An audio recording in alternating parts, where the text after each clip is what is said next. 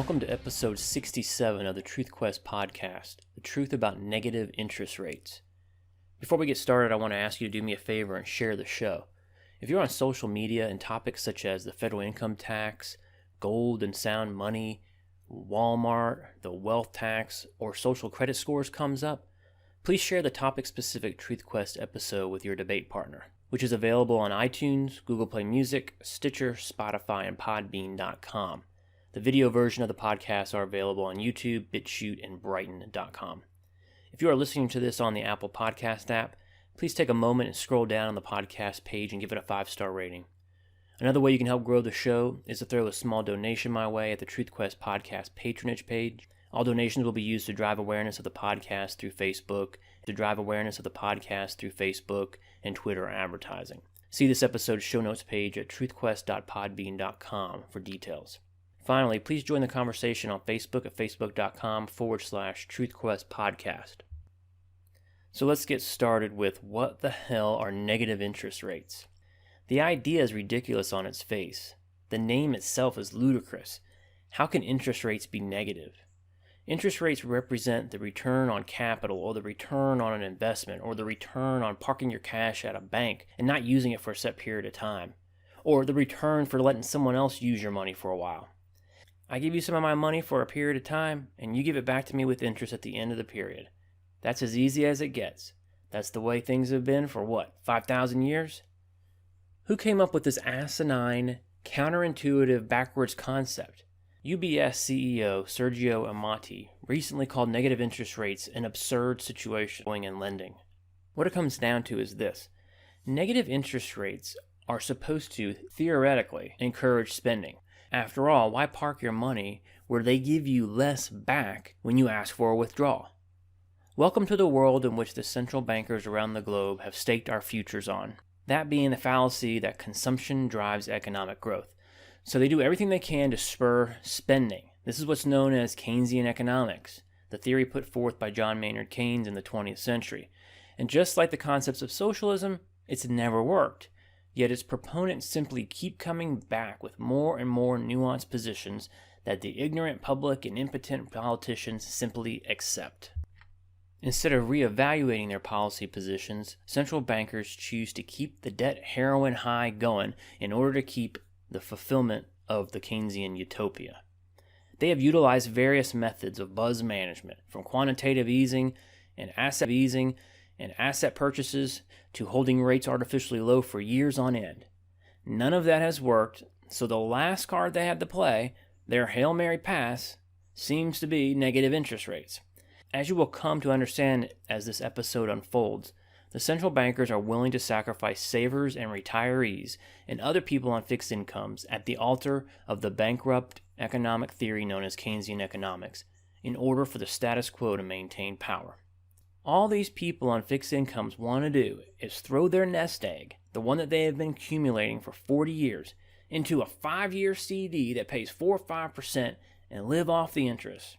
But with rates held to historically low levels, these people are screwed. Bob Murphy calls Keynesian economics a logical absurdity. I couldn't agree more. I mean, hell, we've held interest rates down in order to spur economic growth for how many years now? 10? 12? Has it worked? I guess it never crossed the minds of the central banker or overlords to question their policy prescriptions and consider going in a different direction. A sound direction. Not everyone agrees with the idea that negative interest rates are absurd. In particular, Joe Weisenthal, writing for Bloomberg, started out an article on this subject with this reasonable statement, quote, "It seems crazy that anyone would voluntarily part with their money only to end up with less of it," end quote.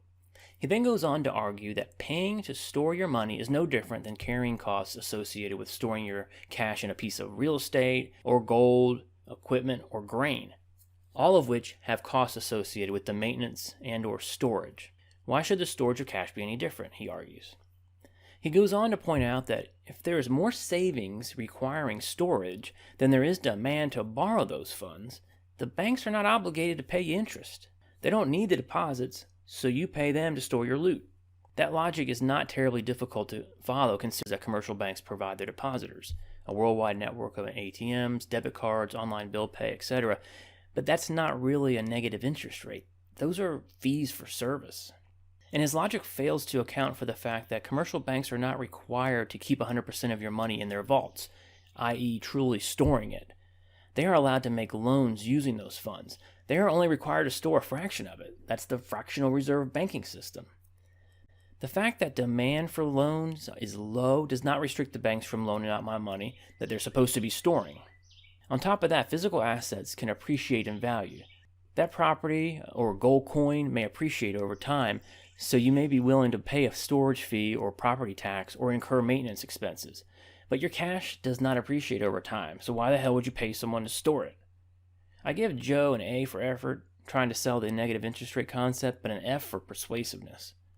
So let's tackle the different kinds of negative interest rates one at a time, on individuals, on bank reserves, and on bonds. So when it comes to individuals, we've already touched on this a little bit. It's pretty easy to understand. If you put 10 grand into a Bank of America savings account and they charge a negative interest rate of 1%, and you go to withdraw it in a year, you're going to get $9,900 back. If you wait 2 years, you're going to get like $9,800, 3 years, around $9,700. You get the picture. So why the hell would any informed, sane person do that? Well, they wouldn't, which is why banks are test driving this concept like UBS in Europe is only hitting the ultra wealthy. Again, the Keynesian idea is that by charging a negative interest rate on an individual customer, by charging people to interest to park their cash, they will in turn spend the money and spur the economy. It's so short-sighted and so economically ignorant. Anyway, very few people are going to put their money in a bank that charges them to hold their cash, especially if they are taking it in the front door and lending it out the back. It's nonsensical. So what about negative interest rates on bank reserves? So when it comes to negative interest rates on bank reserves, the central banks really have the banks by the balls. First, they force them to put a certain percentage of their cash on reserve at the central bank, and then instead of paying the banks a nominal interest rate, they force the banks to pay them to hold the reserves. You can see how incestuous this is. It's stupid. You may be asking yourself, why do banks do this? The answer is the same as charging individuals in a negative interest rate, to fulfill their misguided Keynesian influence objective of jump-starting the economy, which in their mind means more lending and more consumption, more buying of stuff. So by discouraging the placement of the excess cash reserves at the central bank, since they are now charging them to do so, the central banks conclude that this will lead to more lending, which will spur consumption, which was what drives the Keynesian economic theory. The problem is, without savings, we hurt retirees and we hurt long-term economic growth, because economic growth requires that individuals and institutions save, meaning they postpone spending and consumption today. That savings then builds up at the financial institutions who are paying a positive interest rate. They, in turn, offer loans and allow those saved dollars to be tapped by the market. At least that's the way it used to work when we had a sane, economically sound group of people in charge of our monetary policy. Think about it. If the banks had great lending opportunities, they would not want to leave any excess cash sitting on reserve at the central banks where they could earn at least a nominal interest rate. So the central banks are de-incentivizing the banks to park cash with them. You know this Keynesian idea is faulty because even after over a decade of holding rates at historically low levels, there's no robust demand for loans. The demand for debt has been exhausted. Where are all the entrepreneurs who have traditionally driven the lending market? They're tapped out. People, companies, and governments are maxed out on debt that was accumulated by the central bank's decade-long manipulation of interest rates. The banking business is in crisis, and the central banks are only making it worse. So think about it this way. They have less demand for loans, and they are making less money on the loans that they do make due to the low interest rates. And on top of that, the banks are losing money because they're lending less often, while at the same time paying depositors for their deposits. What to do? They can make loans to less creditworthy people, which means more loans going bad in the future, which screws them over then. I mean, this shit does not require a PhD in economics to figure out, yet we are being ruled by a bunch of economically ignorant or willfully negligent overlords who are divorced from reality. Let's follow the natural progression of these policies. The lack of lending kills future productivity gains. With less lending, less research and development is done, which means less innovation, less future productivity. That equates to stagnant wages because workers are no more efficient and productive in the future than they are now. Therefore, they're not worth a higher wage. Frank Hellenbeck, writing from Mises, summarizes the dilemma of negative interest. The goal of such rates is to force banks to lend their excess reserves. The assumption is that such lending will boost aggregate demand and help struggling economies recover. Using the same central bank logic as in 2008, the solution to the debt problem is to add more debt. Yet there is an old adage, you can bring a horse to water, but you cannot make him drink. With the world economy sinking into recession, few banks have creditworthy customers, and many banks are having difficulties collecting on existing loans. As with Japan, Western economies that pursue a long-term policy of low or negative interest rates can expect decades of low growth unless the unorthodox monetary policies are rapidly abandoned. End quote. So the third place that we're going to see negative interest rates is in the bond market, where we are actually seeing negative yielding bonds. There's trillions of dollars of these negative yielding bonds currently in the market. Most are European government debt, but get the yielding corporate bonds, mainly in Switzerland and Japan. These bonds, which, if held until maturity, would pay the bondholder less than they paid for the bond originally, and offers no coupon. Remember, the reason you buy a bond is to park your cash in an interest-bearing instrument, which pays you a coupon or a dividend for the right to use the cash to fund their projects, whatever they're doing, real estate purchases, etc. Anyway, the only reason people would buy a negative yielding bond is to sell it to a greater fool down the road. The assumption is that rates will continue to go down, which means the bond that they currently own will increase in value. Or, worst case scenario, they know that the central banks, i.e. the Federal Reserve in the US or the European Central Bank in Europe, will eventually buy these negative yielding bonds. Think of it this way. You buy a 30-year German government bond with a negative 1% yield, and you pay par, $1,000. A year or two down the road, rates fall to negative 2%. Your $1,000 bond is now worth, say, $1,100 because the market says, well, hell, negative 1% is better than negative 2%. See, outside the alternative, distorted universe that the central banks have created, this analysis goes something like this. You buy a 30-year German government bond that yields 2%, and you pay $1,000 par. A year or two down the road, rates fall to 1.5%. Your $1,000 bond is now worth, say, $1,100 because the market says 2% is better than 1.5%. And in the meantime, you get coupon or dividend payments as a reward for holding the bond. Not so with bonds with a negative interest rate. So it's an insidious process that provides yet another example of the detrimental impact of centralization and how brilliant our founding fathers were and how much of an idiot their successors have been. Instead of having millions or billions of people voluntarily trading capital and savings for interest and letting the market sort out what the rates are, we have a handful of central banks which are controlled by a handful of people making decisions for billions of people. It's outrageous. I think it's important for you to understand that part of the drive towards negative interest rates has to do with the push for the elimination of cash. You know, it's for our own good. After all, cash does facilitate criminal behavior and tax evasion. Think about it. If your bank is charging you to park your cash, what will you likely do? Withdraw the money, put it under a mattress or in a safe, or move it to a liquid investment that is not on deposit with the bank. So in order to push rates negative, government needs a cashless society. Then the central bankers can really screw us over and continue with their failed consumption-driven policy prescription. If your money is digital, there's no barrier to the government's ability to charge interest rate wherever you park your cash. Plus, it's a privacy bonanza for the government that already tracks most everything we do. Frank Hollenbach put it this way, quote, "As long as there is physical cash, people will hold cash in times of uncertainty. It's a wise alternative when all other options seem unproductive or irrational, and keeping cash in a bank at a time of negative rates is, all things being equal, irrational.